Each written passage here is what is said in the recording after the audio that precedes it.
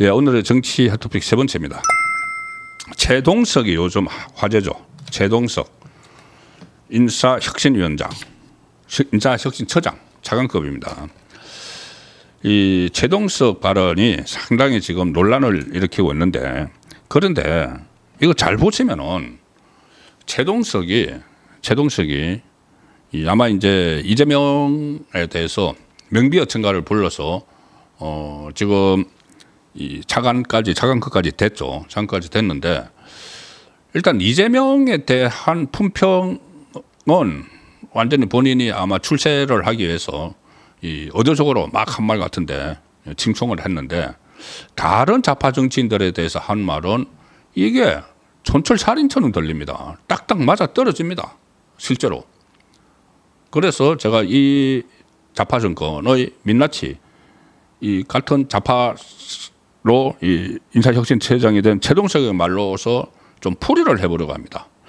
일단 최동석은 이재명에 대해서는 완전히 그냥 명비어천가, 또 이런 명비어천가가 없습니다.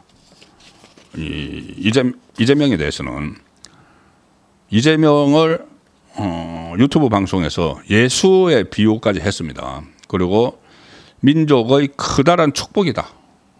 이재명이 민족의 커다란 축복이다. 5월달이니까 얼마 안 됐죠. 그때 이제 이재명 정권이 이제 들었을 거라고 본인은 짐작을 했겠죠. 그걸 기대를 했겠죠. 그리고 이재명 유세 장면을 보면서 막 유튜브를 하면서 유세 장면을 보면서 막 눈물까지 흘립니다. 눈물까지 흘리고 헌법을 고쳐서라도 임기를 길게 했으면 좋겠다. 이재명 임기를 5년은 너무 짧다. 10년, 20년을 해도 될 사람이다. 어떻게 이런 말이 나올까요? 그 직전에는 대장동 사건은 이재명의 천재성을 보여준 거다. 이재명의 천재성을 보여준 거다. 그 대장동 일당에게 천문학적인 돈을 몰아주고, 그 천재성일 수도 있겠네요. 그런 측면에서 천문학적인 돈을 몰아주고, 거기에서 그 반대 급부로 그때 김용이 돈을 빼오다가 지금 걸려서 김용 정기 살고 있죠. 대장동 일당에게서 돈 받아가지고. 그리고 아직도 여전히 이 천하동인 1호는 누구 것입니까? 이재명이 대장동에 400억의 돈 저수지가 있다. 이거 다 아직 여기 말끔히 해소되지 않았습니다. 그런 측면에서 천재일 수도 있겠네요. 그런데 지금 이 최동석이 한 말은 그런 의미가 아니죠. 대장동 이재명이 본인이 주장하는 대로 단군 이래 최대의 뭐 한수를 했다. 막 그걸 가지고 아무런 검증도 없이 이야기를 하는 거죠. 본인의 출세기를 위해서. 이재명이 워낙 아첨아부하는 사람들을 막 출세시켜 주니까. 그리고 심지어 이런 말까지 합니다. 최동석이 국가도 민족 전체가 이재명의 국가가 돼야 한다. 이런 사람이 인사혁신처장, 무슨 혁신이 되겠습니까? 인사혁신처장은 그 청와대의 인사 라인, 인사비서관 이쪽은 이제 정무직을 주로 하고, 인사혁신처는 공무원들, 특히 고위 공무원들 이렇게 발탁을 하고 또 인재 발굴도 하는 곳입니다. 인사혁신처가. 그런데 이렇게 일방적으로 한쪽에 아첨을 하는 이런 사람이 그 과연 적임자라고 볼 수 있습니까? 거기다가 그 최동석 그런 이야기 했죠.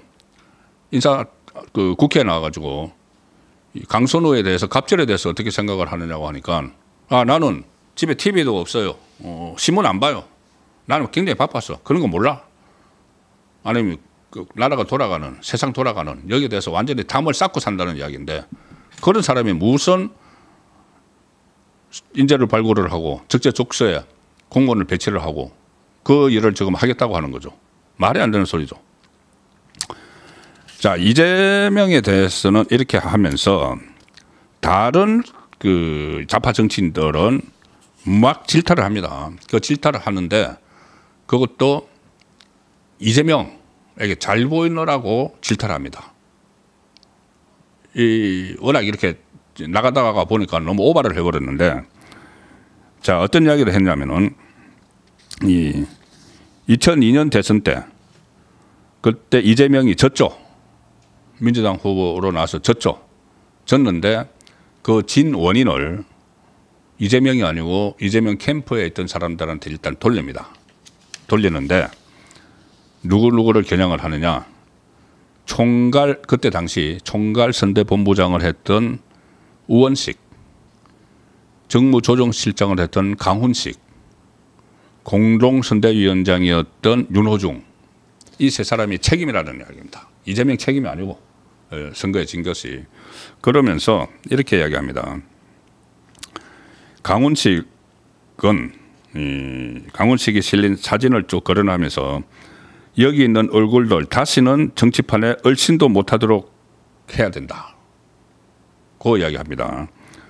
우상호에 대해서는 우상호, 임종석 하는 꼬라지를 봐라. 이런 애들이 민주당을 다 말아먹었다. 윤호중에 대해서는 무능한 아이다. 민주당을 제대로 이끌 수 없다. 이렇게 당신들 때문에 이재명이 진 거야. 막 질타를 하고 맹비난을 하죠. 이재명 그 패배 책임을 면하게 해주려고. 그런데 지금 거론했던 인물들 이재명이 전부 다 중용했습니다. 집권하고 나서. 아시다시피 강훈석은 비서실장이 됐죠. 그러면은 이 정치권에 얼씬거려서는 안 될 사람을 비서실장으로 뽑은 겁니다. 이재명이. 민주당을 말아먹을 사람을 정무수석을 시켰죠.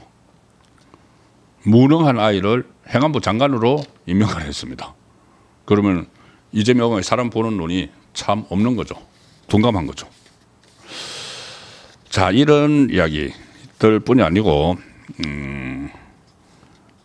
조국에 대해서도 조국은 그 있어빌리티라는 금수저 특성이 있다. 이게 맞는 말 같습니다. 제가 촌철살인 이런 건 촌철살인이라고 쳐줍니다. 있어빌리티라는 것이 자신이 뭔가 있어 보이게 하는 능력이 있다. 있어하고 에빌리티, 자기 자신을 있어 보이게 하는 능력이 있다. 실제로는 별거 없으면서 있어 보이게 하는 능력이 있다. 조국은 이렇게 평가를 하는 거죠. 있어빌리티라는 금수저 특성이 있다. 은행의 화려함 속에 늘 허황된 거짓말, 실현 불가능한 약속이 들어있다. 조국. 허황된 거짓말 많이 하죠. 그리고 조국의 있어빌리티에 속는 이유는, 국민이 조국의 있어빌리티에 속는 이유는 신언서판이라는 오래된 무의식적 판단 오류가 작동하기 때문이다. 과거에 뭐 신언서판 이야기를 했죠. 뭐 어떤 풍채나 언변이나 이 어떤 그리고 분별력 이런 신언서판이 있어야 된다는 이야기를 하는데, 신언서판이라는 그런 오래된 무의식적 판단 오류가 작동해서 조국에게 쏟고 있다는 이야기입니다. 멀쩡하게 이렇게 보이지만은 그건 전부 다 허황된 거짓이 있다는 이야기고, 이 조국이 그때 몇 명의 국회의원을 모아서 윤석열 정부를 조기 종식하겠다고 뭐 새빙천이 되겠다고 했는데 그것 다 허황된 거짓이다. 이렇게 해서 지금 조국당이 발칵 뒤집혔습니다. 조국당은 자기들이 이재명 정권에 지분이 있다고 생각을 하죠. 왜? 후보를 안 냈으니까. 후보를 안 내고, 조국당이 후보를 안 내고 이재명은 선거운동을 해줬으니까 지분이 있다는 겁니다.